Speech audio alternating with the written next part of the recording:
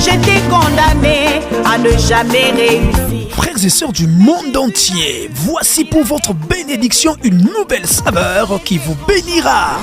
Le chant du coq. Le chant du coq, c'est autour de la proclamation de l'évangile de Jésus-Christ, du rappel aux croyants de l'existence de Dieu, du réveil de tout ce qui dort en nous que nous serons bénis par l'animateur de l'émission, l'évangéliste Belvois Bokoyo, le réparateur des brèches, le chant du coq. Le chant du coq, c'est un rendez-vous de puissance et de feu. Connecte-toi avec une attitude de foi pour vivre ton miracle. Dieu te bénisse. Bonjour chers téléspectateurs, nous vous disons merci d'être connectés encore en ce jour à cette émission et que la grâce et la paix de notre Seigneur Jésus soient abondamment sur vous.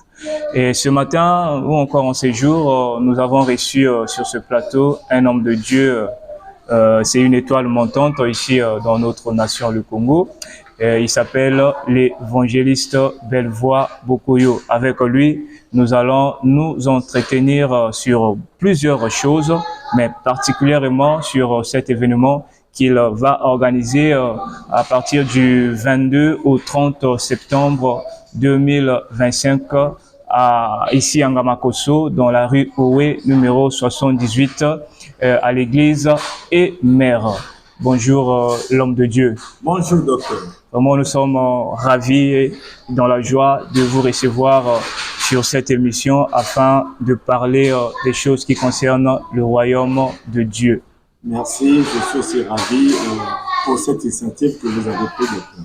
Merci papa. Alors, avec tout le respect, je voudrais vous accorder cette parole, de prier, de dédier ces instants entre les mains de notre Dieu. À vous la parole. Merci, prions. Éternel Dieu, nous te rendons grâce pour cette journée et ce matin, tu nous as réunis, moi ainsi que le docteur Dieudon et ceux-là qui nous suivent, Seigneur, de l'extérieur, dans le média.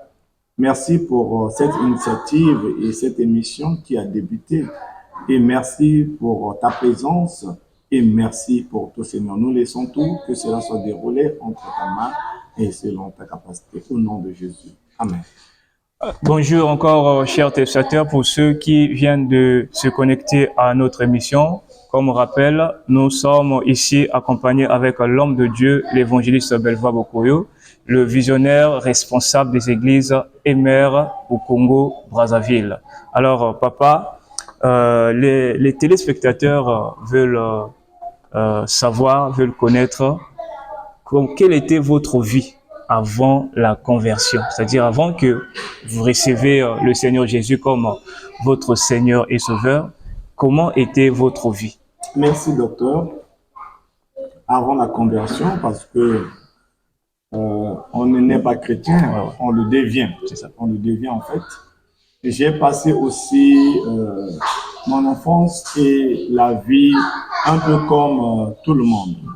Je suis né dans une famille de 12, donc je suis le 9e et nous sommes à 12, une seule fille. Je suis le fils de monsieur Bokoyo Michel et de madame Ndouo Romaine. Je suis né ici à Brazzaville et grandi un peu partout parce que mon père était un peu nomade, il travaillait de ville en ville. Et c'est à l'âge de 2 ans que j'ai marché. Je n'ai pas marché comme tout enfant.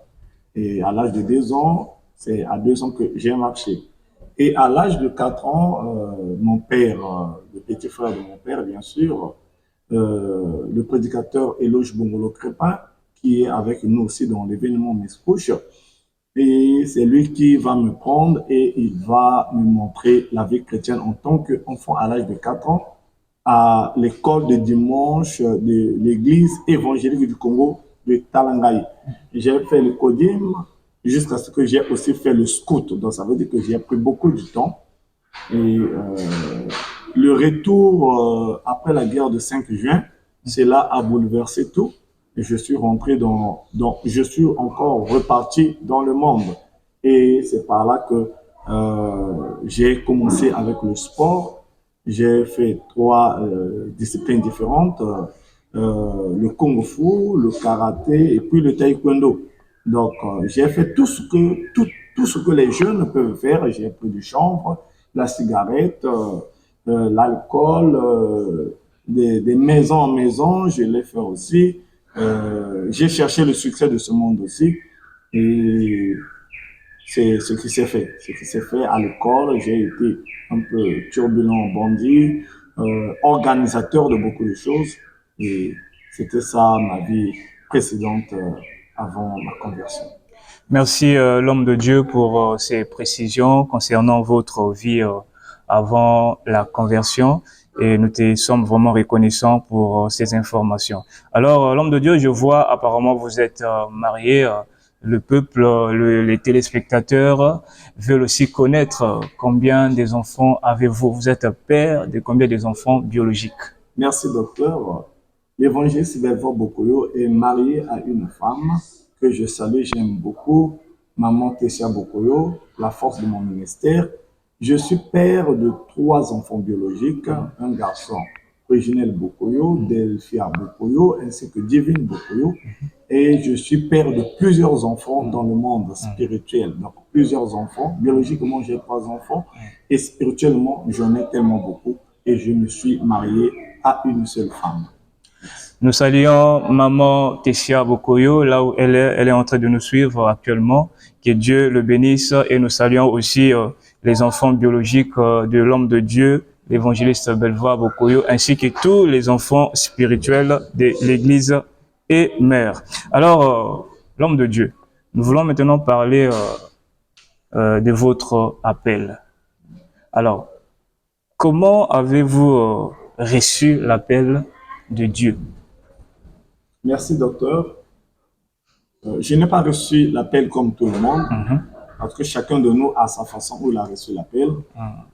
Je me souviens, en 2005, j'ai rencontré pas moins de 10 personnes qui ont prophétisé sur moi que je serais un serviteur de Dieu. Mais l'enfance était encore dans ma tête et là, j'avais pas encore reçu le Seigneur Jésus, parce que partir à la prière est différent de recevoir le Seigneur Jésus, bien sûr. Et je refusais cela parce que je me disais que je ne suis pas là à suivre les 100 francs des offrandes. Je fais mes études, je dois continuer mes études jusqu'à être un homme. En fait, pour moi, je pensais que être un homme, il faut avoir plus de diplômes ou bien je ne sais comment. C'est aussi bien, c'est aussi l'école est très importante pour nous, très important. Si je suis même aujourd'hui ce que je suis, c'est grâce aux études. Et je refusais. Après là, c'est par là que la mort a commencé à frapper dans ma famille. Et dans ma famille, on ne connaissait pas la mort. On voyait la mort chez les autres. On pouvait compatir avec eux, mais on ne pouvait pas avoir telle douleur comme eux. Et la mort est venue dans ma famille en 2006. La mort a pris l'une de mes tantes qui était militaire. Je peux dire que la gardienne aussi de la famille. Et cela nous a un peu bouleversés. Pour la première fois, on puisse sentir ce genre de choses en tant qu'une personne qui a un peu grandi. Et après cela, quelques mois seulement, 8 mois, on a perdu encore le petit frère, le Benjamin de la famille de notre papa, qui a grandi avec nous comme un grand frère. Et cela a suscité vraiment des questions dans ma tête. Et c'est par là que, en 2009, je vais prendre bien sûr la Bible sans avoir à connaître la Bible et je monte sur la montagne pour passer nuit et poser des questions. Pourquoi la mort? Parce que c'est par là que j'ai compris qu'on a perdu vraiment.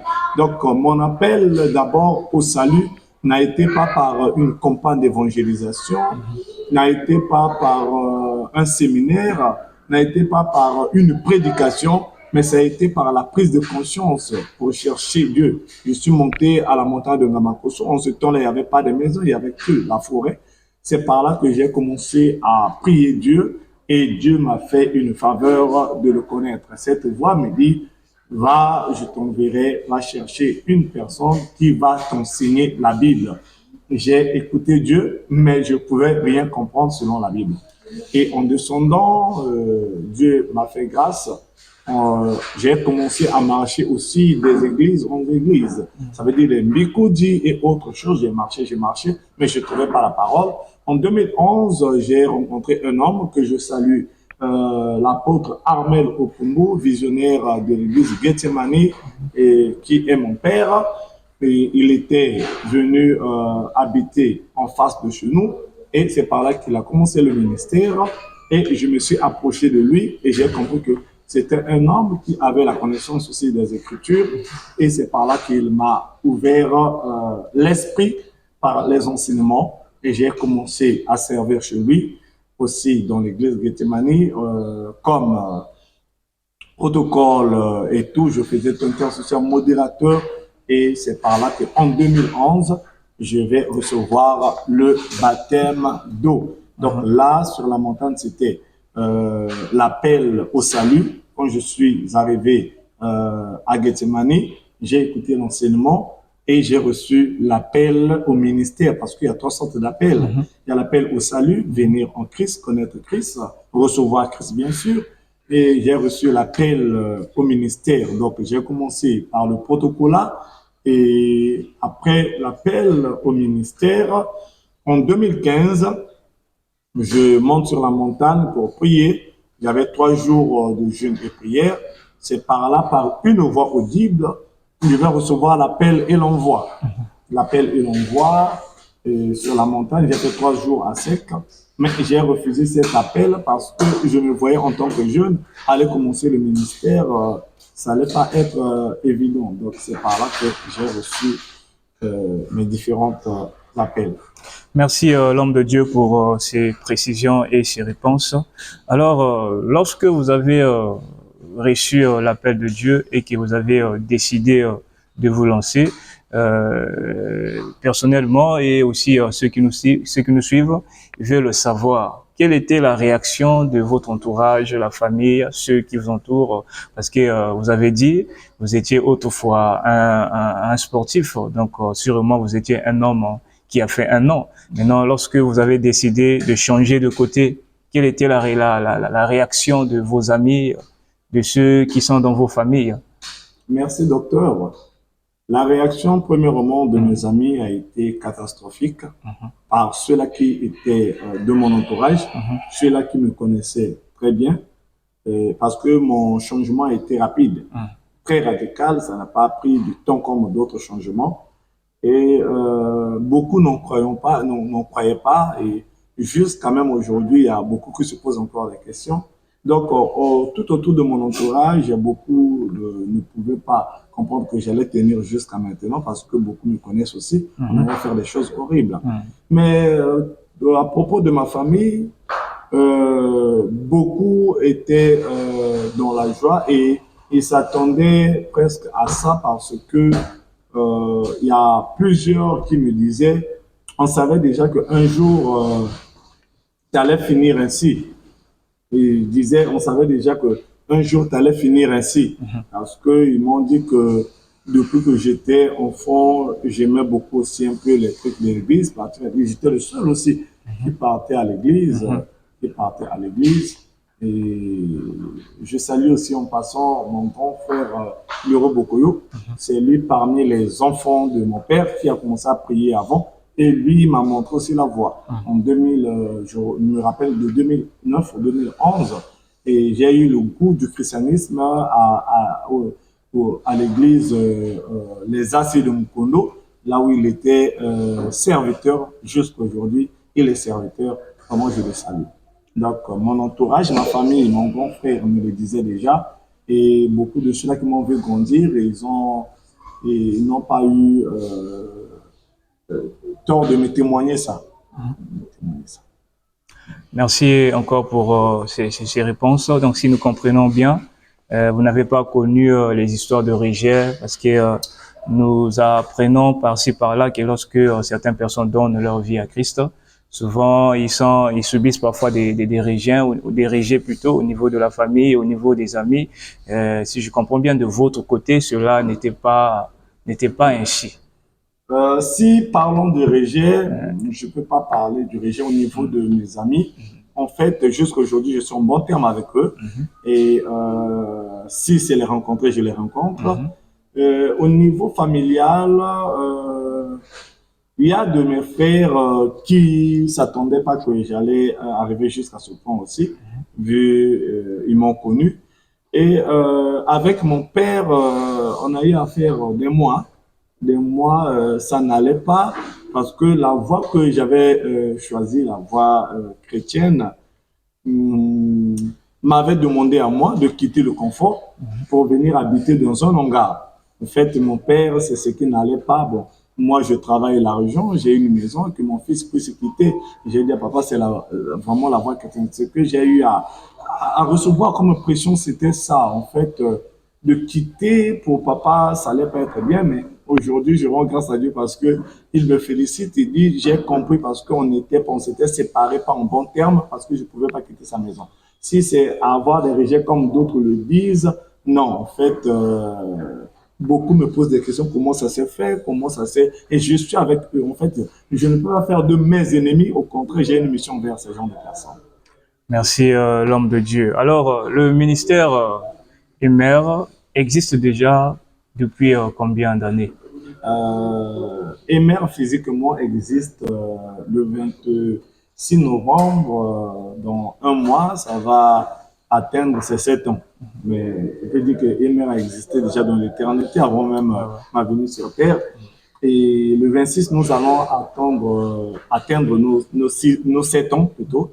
Nos 7 ans. Donc, Emer a commencé à l'extérieur comme ça le 26 novembre 2018. 2018, c'est là où Emer a vu le jour. L'homme de Dieu, par rapport à l'Église, quels sont les défis que vous avez connus depuis que vous avez commencé jusqu'à ce jour? Quels sont les défis, les faiblesses que vous avez connues? Cela peut servir aussi, peut aider aussi certains hommes de Dieu qui ont peut-être déjà reçu cet appel, qui veulent déjà se lancer. Est-ce que vous pouvez leur parler des difficultés que vous avez connues? Oui, docteur. La vie chrétienne est une vie pleine d'épreuves, bien sûr. Nous ne devons pas oublier ça. Pour ceux-là qui me regardent, il faut savoir que la vie chrétienne, c'est une vie pleine d'épreuves. Donc, j'ai reçu des difficultés et des défis. Parce qu'en commençant la vie chrétienne, j'avais laissé le travail selon l'instruction de Dieu, bien sûr. Donc, dans ce pas-là, même la nutrition était tellement difficile. Gérer une famille était tellement difficile. Mais j'avais rien que l'espoir envers Dieu. J'ai reçu des difficultés même dans le commencement, la construction, parce que j'ai commencé le ministère avec ma femme. On a eu à mettre les bambous. J'ai coupé des bambous. J'ai fait ma première chaire avec des contreplaqués de ma maison. Et j'ai mis des bambous partout et j'ai mis quelques sacs, pas des pannes bien sûr, quelques sacs parce que j'avais même pas 500 pour acheter quelque chose et mettre. C'est par là que j'ai commencé vraiment, surtout des difficultés du côté financier et je l'ai connu dans le ministère. Vraiment, je l'ai connu. Merci l'homme de Dieu. Alors pour ça, quel conseil pouvez-vous donner à ces ministres, à ces hommes de Dieu qui veulent commencer l'œuvre de Dieu? Quel conseil par rapport à votre expérience? Quel est ce conseil que vous pouvez leur prodiguer encore en ce jour? Ce que je peux dire à ceux-là qui me suivent, surtout les hommes de Dieu, les jeunes de ma génération et ceux-là qui vont venir, on ne commence pas l'œuvre de Dieu parce que je sais prêcher. Moi, j'ai commencé l'œuvre de Dieu avec beaucoup de difficultés. La preuve en est, le docteur qui est devant moi, c'est l'un de mes fils, mais au niveau intellectuel, il a été plus élevé dans le monde scolaire. J'ai quand même eu aussi à avoir quelques enseignements, des conjugaisons envers vous. Donc, ça veut dire que le ministère, on ne commence pas parce qu'on a des diplômes. Le ministère, on ne commence pas parce qu'on a un soutien. J'ai commencé le ministère sans soutien.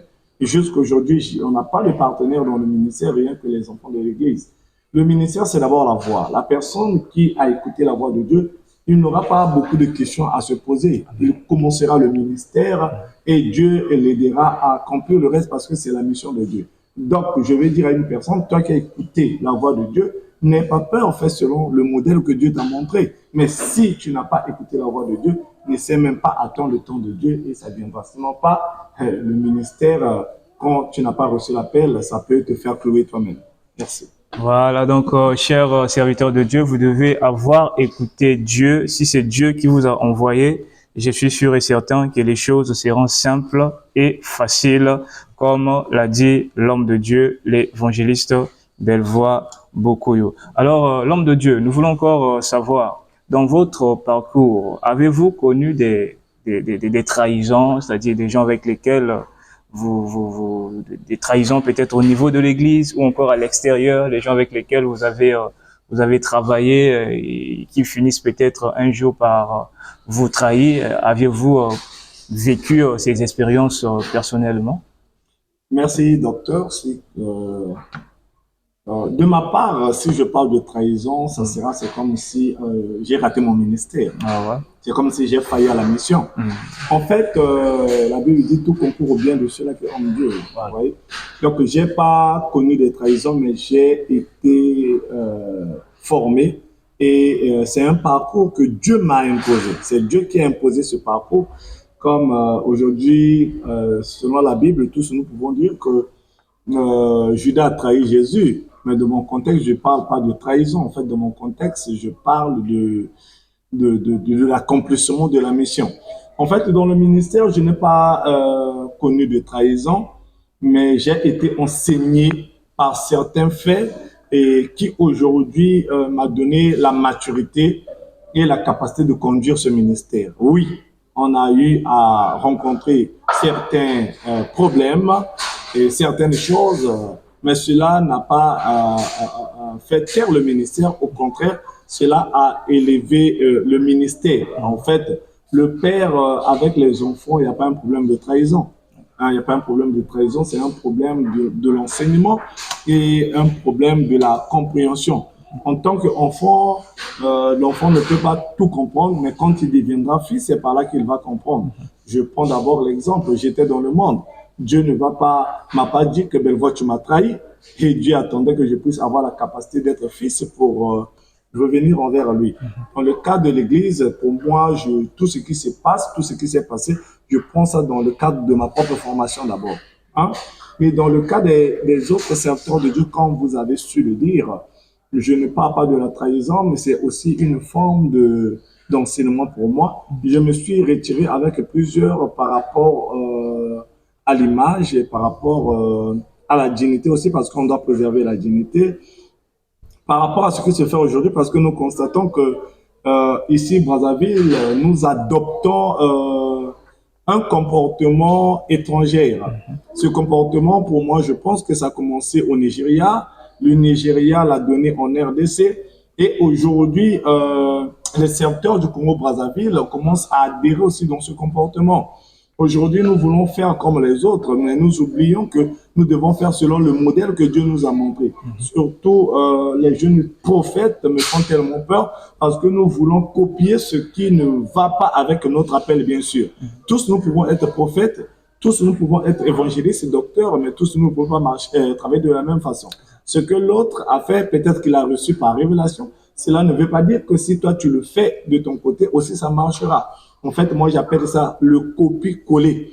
Le copie-coller, et cela est dû à, peut-être qu'on en parlera autrefois, est dû aux mauvaises façons de faire les conférences ici à Brazzaville qui a suscité toutes ces choses-là. Donc, je me suis écarté un peu de ces genres de personnes, pas par rancune, mais par rapport à garder aussi la dignité et l'image, car on nous dit, dis-moi avec qui tu marches, je te dirai qui tu es. Nous ne sommes pas des hommes libres.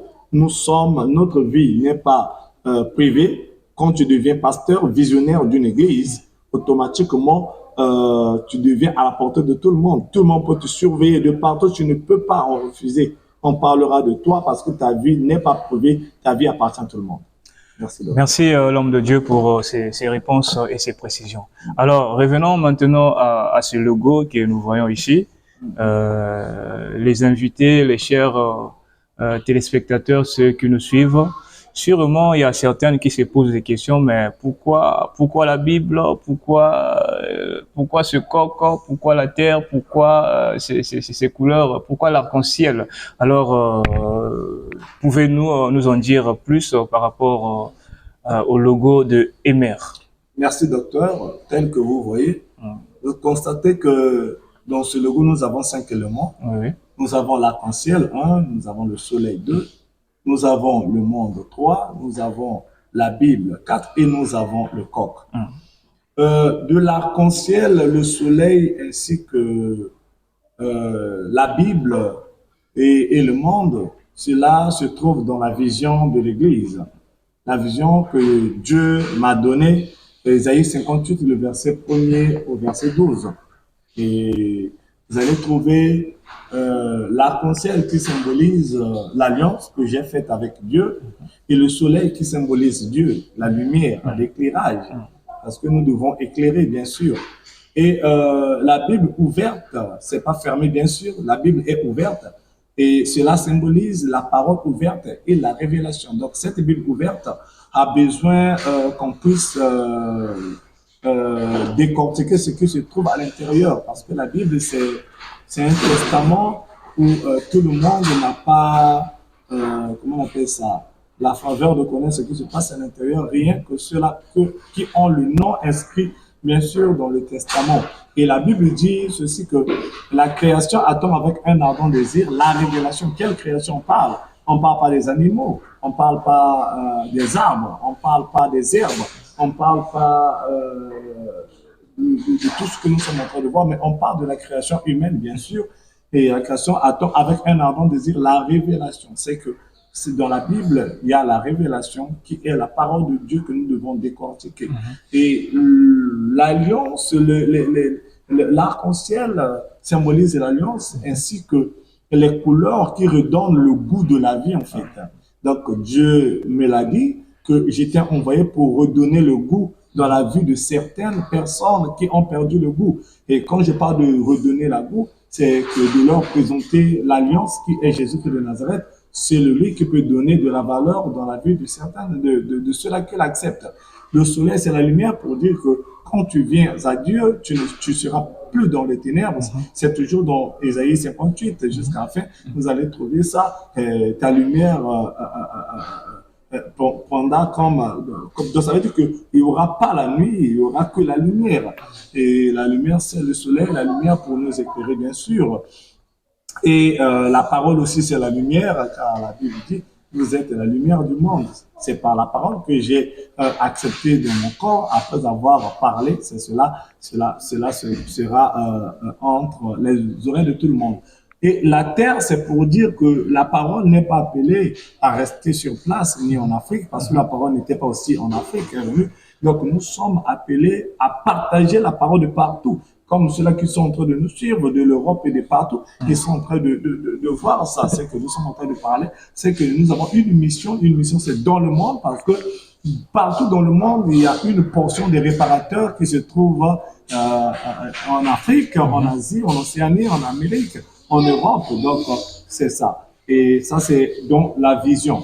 Et n'oublions pas que dans la vision, il y a la mission. Dans la vision, il y a la mission. Et la vision, c'est dans Ésaïe 58, verset 1 à 12. Et notre mission se trouve dans le livre de Matthieu. Matthieu 26, nous allons trouver où Jésus était assis avec ses disciples en train de manger, de partager la Pâque, en fait. De partager la Pâque. Et Jésus va dire à Pierre, Pierre, tu me régneras 3 fois, après avoir me régné, le coq va chanter. Pierre dit, mais Seigneur, je ne vais jamais te régner, cela n'arrivera pas. Alors que pendant que Jésus parlait, il savait déjà ce qu'il avait consommé, ce qu'il avait déjà préparé. Il est arrivé dans le verset 69 jusqu'au 75, Pierre va régner Jésus. Il va régner Jésus 3 fois, nous connaissons bien l'histoire. Quand il va régner Jésus, à la 3e fois, la Bible nous dit que le coq a chanté. Et pourquoi le coq, vous avez demandé? Parce que dans la Bible, Dieu a travaillé avec beaucoup d'animaux. Dieu a travaillé avec non seulement l'aigle, parce que dans plusieurs églises, nous voyons l'aigle. Et Dieu a travaillé avec la colombe aussi. Il a travaillé avec le corbeau. Il a travaillé avec l'âne. Il a travaillé avec plusieurs sortes d'animaux. Il a travaillé même avec le poisson, avec la baleine. Il a travaillé aussi avec le poisson quand il envoyait Pierre aller pêcher pour payer l'impôt. Donc, tous ces animaux ont leur langage. Mais pour moi, je dis que le langage du coq est plus facile que le langage d'autres animaux. Je ne sais pas si on peut donner la définition de langage de d'autres animaux, mais moi, je peux donner la définition du coq. Donc, le coq a pour mission et rôle d'annoncer, de rappeler et de réveiller. En fait, le coq a rappelé à Pierre que Jésus lui avait dit que tu me régneras et le coq chantera. Donc, la mission du coq, c'était que Pierre ne puisse pas dérouter, en fait. C'est par là que Pierre est parti quelque part. Il dit, mais Père, pardonne-moi comme tu as pardonné ceux-là qui ont péché avant. C'est grâce à ça jusqu'à aujourd'hui que Pierre est devenu le pilier du christianisme parce qu'il a écouté le chant du coq. Parce que dans le coq, il y a le chant. Donc, il est aussi appelé à réveiller ceux-là qui dorment. Nous allons voir le livre, toujours dans Matthieu, nous envoie l'histoire des 5 vierges et des 5 folles. Ils ont été réveillés par un chant, en fait.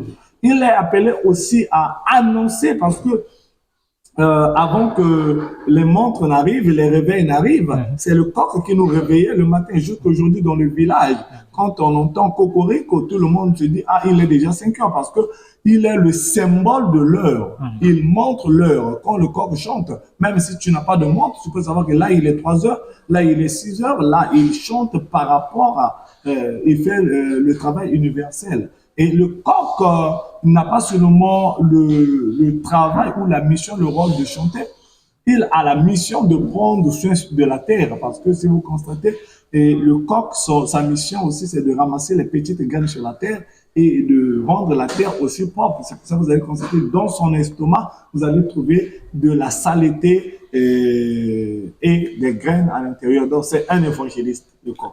Merci l'homme de Dieu. J'espère que les téléspectateurs comprennent que lorsque vous voyez ce coq, c'est un évangéliste. C'est quelqu'un qui réveille. Donc c'est ça la mission de ce ministère. Alors l'homme de Dieu, j'espère que nous avons terminé avec ces questions qui concernent votre personnalité. Je crois nous aurons encore l'occasion dans d'autres émissions d'en parler encore plus.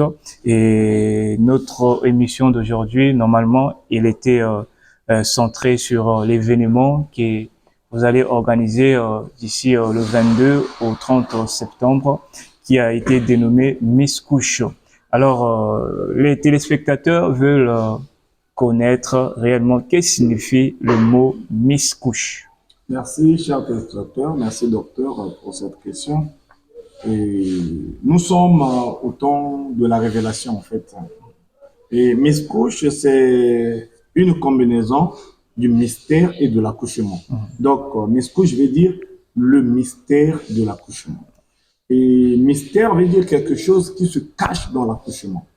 Et Miss Couche, on a eu à commencer à faire ça un peu longtemps. Ça sera la 6e édition. Miss Couche, c'est une révélation reçue par Dieu par rapport à ma personnalité ainsi que à ma date de naissance. Parce que c'est par là que j'ai compris le pourquoi je suis né. Je suis venu sous le soleil. Je suis né le 39e mois. Et Miss Couche se fait chaque septembre pendant 9 jours. Donc les 9 jours qui symbolisent la durée exacte d'une femme enceinte. Et dans Miss Couche, nous avons de la grossesse, le début, les malaises, les douleurs, les épreuves et jusqu'à la mise à l'épreuve et la naissance qui s'ensuit. Donc, Miss Couche, je veux dire le mystère de l'accouchement, ce qui se cache dans l'accouchement. Et nous parlons aussi dans Miss Couche de la naissance, parce que quand on parle de l'accouchement, automatiquement, il faudrait qu'il y ait naissance. D'accord, l'homme de Dieu, donc Miss Couche cache les mystères de la naissance. Amen. Voilà, donc merci l'homme de Dieu pour ces éclairements. Alors, pour cette année, cet événement nous réserve quoi? Merci, docteur. Ça, c'est la 6e année. Et c'est très différent, tellement différent de toutes les Miss Couches que nous avons eu à passer. On a commencé Miss Couche en 2020. Et on a commencé par l'événement Enfante le temps, les douleurs de l'enfantement. Chaque douleur a une fin. Et la création attend avec un ardent désir la révélation des fils de Dieu quand le ciel est reproduit sur la terre. Ça, c'est les 5 discours que nous avons eu à passer. Donc, des révélations, des mystères qui étaient cachés dans la grossesse. Et cette année, c'est la 6e édition. Et la 6e édition est liée à la création de l'homme et à la recréation. Parce que Genèse, premier, le verset 28, bon, je prends à partir du verset 26 jusqu'à la fin, la Bible nous parle de la création de l'homme. La Bible dit, l'homme a été créé le 6e jour. Ça, c'est notre 6e couche. Nous parlons de la création et la recréation, bien sûr, parce que ce Miss-Couche 2026 est tiré du livre de Ézéchiel 37, le verset 7, où la Bible dit Dieu transporta le prophète dans la vallée des ossements desséchés. Donc, après le péché, l'homme est devenu sec. Maintenant, Dieu transporta le prophète. Pourquoi? Parce que rien que la parole peut redonner vie à ces ossements. Car au commencement, la terre était informe et vide.